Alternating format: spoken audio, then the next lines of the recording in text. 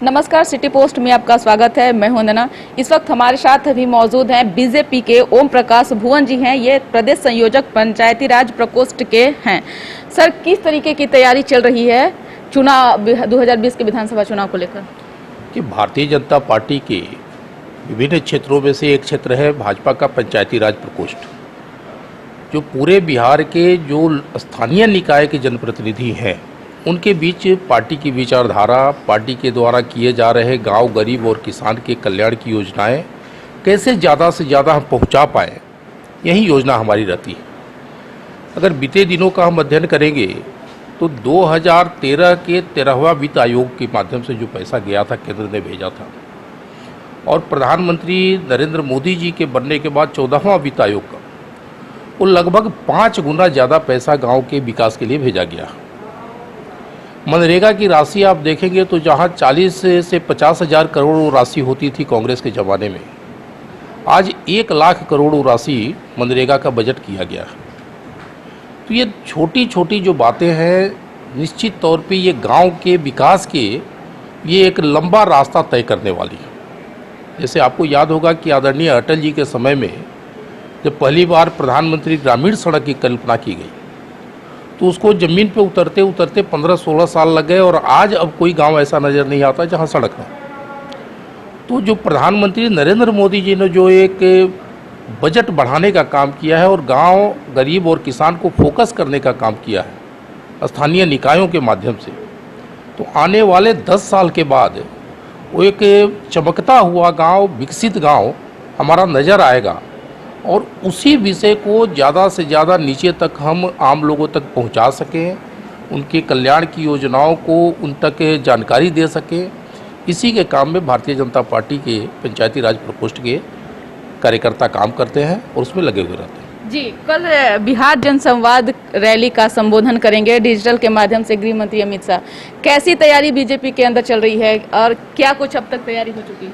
कि बीजेपी, भाजपा नेतृत्व अपने स्तर से कार्यक्रम की तैयारी बृहद पैमाने पर कर रहा है, लेकिन पंचायती राज प्रकोष्ठ के नाते हमारी योजना है कि हर मंडल और पंचायत तक हर मुखिया जो हमसे जुड़े हुए हैं वो अपने वार्ड सदस्यों के साथ बैठ करके जिन लिंकों पे, सोशल साइट्स पे सुनना है, वो साइट हम लोग व्हाट्सएप के माध्यम से भेज चुके हैं।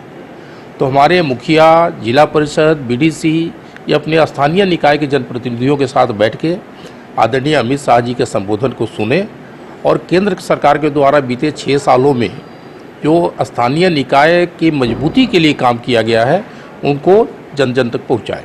कितने लोग जुड़ेंगे कल सर?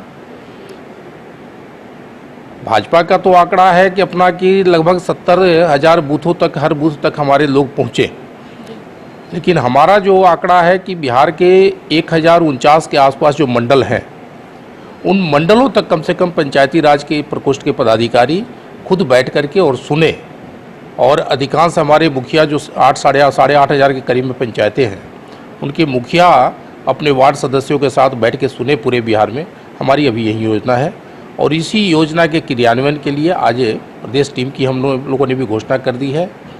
45 में 42 जिला अध्यक्षों की भी हम लोगों ने घोषणा कर दी है, और आने वाले समय में इन कार्यकर्ताओं और पदाधिकारियों के माध्यम से भारतीय जनता पार्टी की विचारधारा, नरेंद्र मोदी जी की विचारधारा और केंद्र व राज्य सरकार द्वारा किया जा रहे काम को नीचे तक हम पहुंचाएंगे और आगे अपने आप को और बिहार को मजबूत बनाएंगे। जी, विपक्ष का कहना है कि न मनरेगा की तरफ से मजदूरों को अभी तक कोई लाभ मिला है, क्योंकि ज़्यादातर तो मशीनें लगाई गई है मनरेगा में और मशीन के द्वारा काम किया जा रहा है, तो वैसे में मजदूर को है और भी ज़्यादा गरीबी झेलना पड़ रहा है। देखिए, मशीन लगाने की जो बातें आती हैं, यह एक करप्शन का विषय हो गया। मनरेगा का बजट बढ़ाया है, ये तो तय है जी। अब करप्शन अगर कहीं कोई है, जनता अगर उसे नीचे तक पहुंचाती है, आदरणीय सुशील मोदी जी ने भी हम लोगों की बैठक में स्पष्ट रूप से कहा कि ऐसा अगर कहीं कुछ होता है तो उसका एक वीडियो बना करके उसको ऊपर तक भेजे। मैं भी पंचायती राज प्रकोष्ठ के प्रदेश संयोजक के नाते कार्यकर्ताओं से आग्रह करता हूँ कि अगर ऐसा कहीं कोई शिकायत आता है तो उसको सप्रमाण कुछ वीडियो वगैरह बनाया जा सकता है छिप के, उस वीडियो को भेजें, उसके ऊपर जितनी कड़ी से कार्रवाई हो सकती है हम लोग करवाने के लिए दबाव बनाएंगे। जी, हमारे साथ मुकेश नंदन जी भी हैं और ये भी बीजेपी में इनका अहम भूमिका है। सर, विपक्ष का कहना है कि वो कल 7 जून को थाली और कटोरा पिटवाने का काम तेजस्वी यादव कर रहे हैं, इसको आप किस तरीके से देख रहे हैं?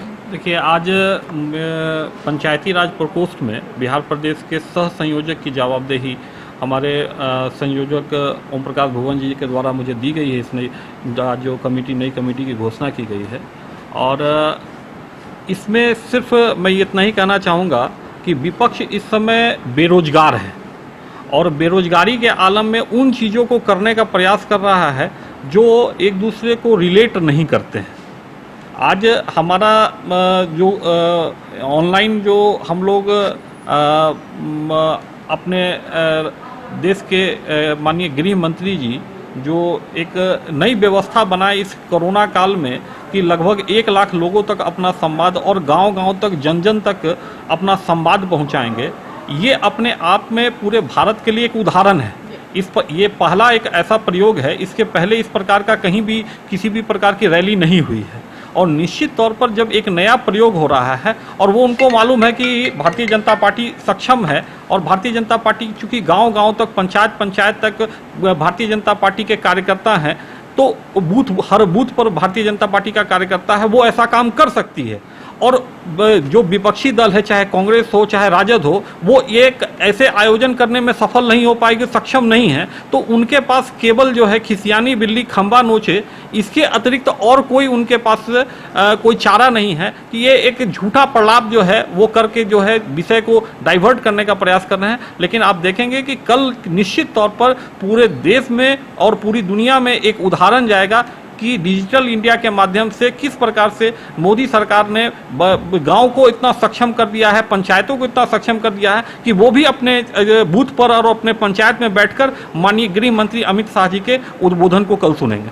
जी बिल्कुल, तो कल माननीय गृह मंत्री जो हैं वो बिहार जनसंवाद को संबोधित करेंगे और इसको लेकर के बीजेपी के अंदर काफ़ी हलचल देखने को मिल रही है।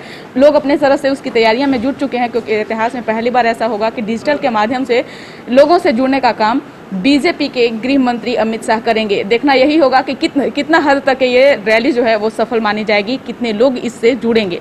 तो इसके बाद बस इतना ही। अगर आपको हमारी खबर अच्छी लगी इसे अपने दोस्तों के साथ शेयर करें, हमारे चैनल को सब्सक्राइब करें, बेल आइकन जरूर दबा दें। आपका सहयोग समर्थन लगातार सिटी पोस्ट को मिल रहा है, आगे भी बनाए रखें। साथ ही सिटी पोस्ट का फेसबुक और ट्विटर दोनों को फॉलो करें, लाइक करें। धन्यवाद।